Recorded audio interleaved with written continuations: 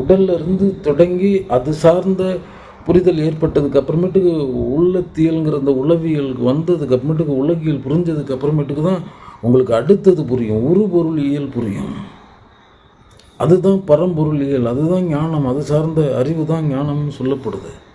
வேறு ஒன்றும் கிடையாது. ஞானம் என்ன சொல்லி தருது? நான் தான் நீ, நீ தான் நான், அதை உணர்ந்தவன் ஞானி. இதை தவிர வேறு ஒன்றுமே இல்லை. நான் என்னை பெருசாக சொல்லிக்கிறதோ வர்றதோ அதெல்லாம் இந்த உலகத்தில் ரொம்ப கடினம். என் குருநாதன் சொன்னது, உச்சபட்ச ஞானத்தினால் வாய்ப்பது நல்ல மனிதன் என்னும் பதம் காண்கும் வராங்கிறான். என்னடா சொல்ல வரான்னு பார்த்தா, உச்சபட்ச ஞானங்கிறது நல்ல மனிதன் என்னும் பெயர் தருவது தாங்க. இப்போ நல்ல மனிதனாக தான் உன்னை வாழ சொன்னான். நீ மனிதனாக வாழ்ந்தா போதும். பெருசாக உன்னை மகானாகலாம் எந்த இறைவனும் சொல்லவே இல்லை. சும்மா இந்த பாட்டுக்கு இந்த முதன்மை ஸ்தானத்தில் தன்னை ஒரு பெரிய நிலைப்பாட்டில் காட்டணுங்கிறதுக்காக இந்த மன அரிப்பில் இவங்க பாட்டுக்கெல்லாம் ஒரு ஓட்டப்பந்தயத்தில் இருக்காங்களே தவிர அதெல்லாம் கிடையாதுன்னு சொல்கிறேன். பற்றற்ற ஒன்றை பற்றல் முடிஞ்சிருச்சு. தேகம் இரண்டாம் பொருள், கருத்துடை கடவுள் என் உயிர் முதல் பொருள்.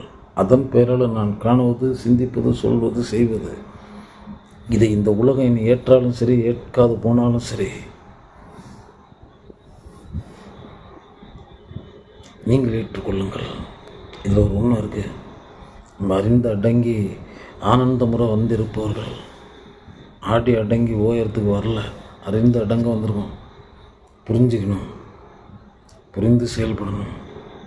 பட்டு உடலை தொலைச்சிட்டு கண்ணை விற்றுட்டு நம்ம அழகு ஓவியத்தை வாங்கி என்ன பிரயோஜனம்? உடல், உள்ளம், உலகியல் இதெல்லாத்தையும் நம்ம விட்டுட்டு ஞானத்தை அடைஞ்சு என்ன போகுது? தகுதி சான்று கிட்ட போவதே இல்லை. படித்து வச்சுக்கலாம், வாங்கி வச்சுக்கலாம். இதெல்லாம் எதுவும் உனக்கு உதவவே உதவாது. கருவி கிரணங்களெல்லாம் நடுநடுங்க செய்யும். கால பாசம் அங்கே உன் மீது வீசப்படும் பொழுது நீ ஆழ்ந்த அளவு அலறுவாய், பற்றின அளவு பதறுவாய், இச்சை கொண்ட அளவு இம்சையுறுவாய். என் செய்வாய்?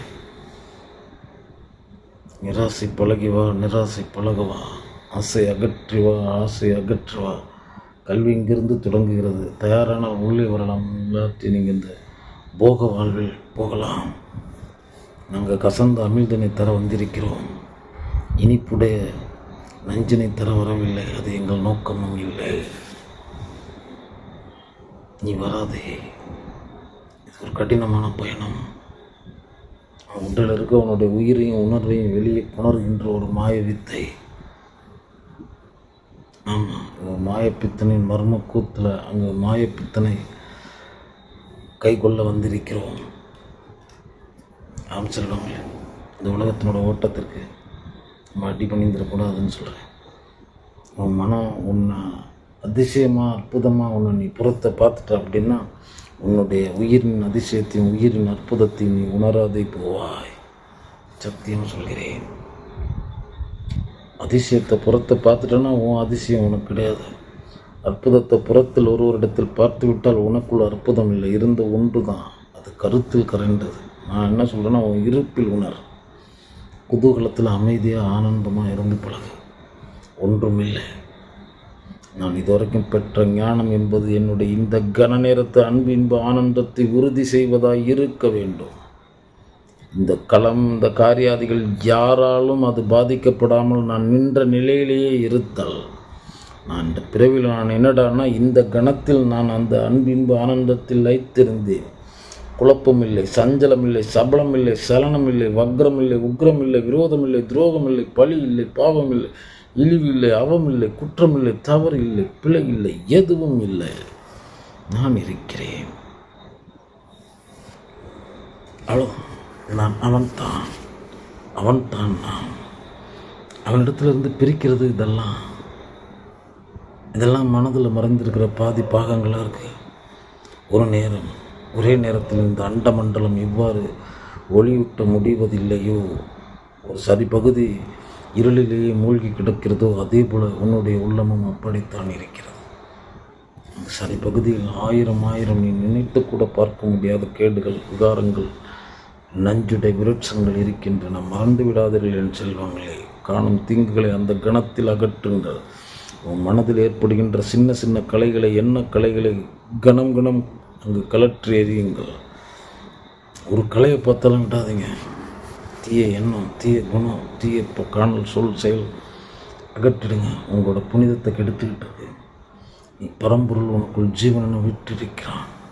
அவனை உள்ளே வச்சுட்டு நீ தேடிக்கிட்டு இருக்க. அடித்தரை கரையற்ற கடல் சேர்க்கடல் ஆனந்த சாகரன் உனக்குள்ள ஒரு உயிர் மயமாக இருக்கிறான். மூலப்பொருள் கடல் பொருள் உங்ககிட்ட இருக்கு. நீ வெளியே தேடிக்கிட்டு இருக்க. அவனிடத்தில் தேடுகிறாய், இவனிடத்தில் தேடுகிறாய். ஞானம் போதித்து வருமா? என்ன சொன்னது? மனக்குலத்தை நான் அப்படியே விடும் பொழுது தானே அடங்கும், தானே தெளியும். 10 பேர்த்தை இறக்கி விட்டால் கலங்க தான் செய்யும். யாருடைய கருத்தையும் உங்கள் சிரத்திற்கு எடுத்து செல்லாதீர்கள் என் செல்வங்களே. இறைவன் இருக்கிறான். உனக்குள்ள ஒரு குரு பதிவு இருக்கிறார். அவருக்கு நல்லதை போதிச்சுட்டு நல்லதை பதிவு செஞ்சுட்டே வாங்க. அதன் பெயரால் அவர் உங்களுக்கு ஒரு ஞான உபதேசியாக ஆவார். அவருடைய ஆதார பொருள் உயிராக இருக்கும். அந்த உயிர் சிவமாக இருக்கும். அந்த சிவமே உங்களுக்குள்ளிருந்து நன்று தீதினை போதிக்கும். நீங்கள் மெய் அறிவில் நிலைத்திருங்கள். அவ்வளோதான். இப்பொருள் யார் யார் வாய் கேட்பினும் அப்பொருள் மெய்ப்பொருள் காண்பதறிவு. எப்பொருள் எத்தன்மைதாயினும் அப்பொருள் மெய்ப்பொருள் காண்பதறிவு. மெய்ப்பொருளிலிருந்து விலகாதீர்கள். அப்படியே நில்லுங்கள். உடலோடையே முடிஞ்சிருச்சு. அண்டம் பிண்டம் வேறில்லை. பிண்டத்தில் உள்ளது அண்டத்தில் உள்ளது, அண்டத்தில் உள்ளது பிண்டத்தில் உள்ளது. அண்டத்தை அடக்க பிண்டத்தை பிடி.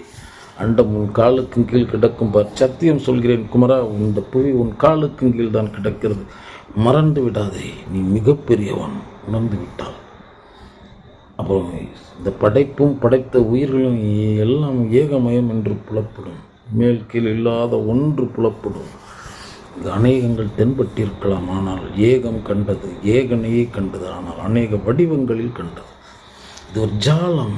பேதாதி பேதாய். ஏன்னா இது ஒரு மேடை. ஆளுக்கு ஒரே பேராக வைக்க முடியும், ஒரே முகமாக வைக்க முடியும்.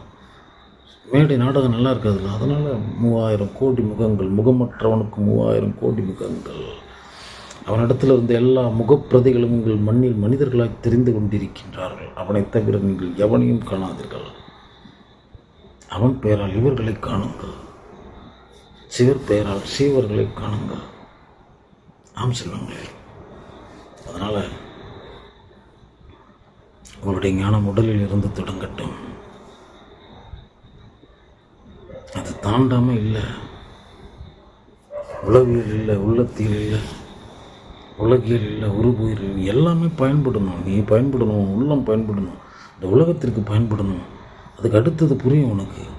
இதெல்லாம் தாண்டாமல் ஞானப்படத்தை போதிச்சுக்கிட்டு இருக்காங்க, கேட்டுக்கிட்டு இருக்காங்க. அது இன்றைக்கி வியாபாரம் ஆயிடுச்சு. ஒரு இரக்கத்திலேருந்து நம்மளை பிரிச்சுட்டாங்க, ஒரு அரக்கத்தை புகுத்திட்டாங்க. நம் மனிதம் கற்காமல் ஞானம் கற்க முடியுமா? அன்பை உணராமல் அரணை உணர முடியுமா? ஆனந்தமாக இல்லாமல் நம்ம உயிரை குளிர்விக்க முடியுமா? இல்லை என் செல்வங்களே. மறந்து விடாதீர்கள். நீங்கள் சதானந்தவாதி. சதானந்தத்தில் நிலை நின்றிருக்க வேண்டியவர்கள். சித்த சுத்த சிசுவாக இருக்கையில் நீங்கள் பசித்தால் ஒவ்வாமையினால் வழியினால் அழுவீர்கள். மற்றபடி நீங்கள் சதானந்தத்தில் விளையாட வந்திருக்கின்றீர்கள். அவனும் விளையாட வந்திருக்கிறான். திரு விளையாடற் புராண கூட மேடை நாயகன். நீயும் விளையாட தான் வந்திருக்கேன். அதனால தான் விளையாட்டுத்தனம் இந்த வாழும் காலம் வரைக்கும் இந்த மனிதர்களை விட்டு விலகுவதில்லை. விளையாட தோதான ஆள் இல்லாததுனால விளையாடாமல் இருப்பாங்க. தோதான ஆள் இருந்தால் விளையாடுவாங்க. நாம் குழந்தைகள் தானே. நம்மளுடைய முதல் பதிவு குழந்தைகளாகுங்கள். ஞானம் உங்களுடையதாகட்டும். சிவமங்கலம்.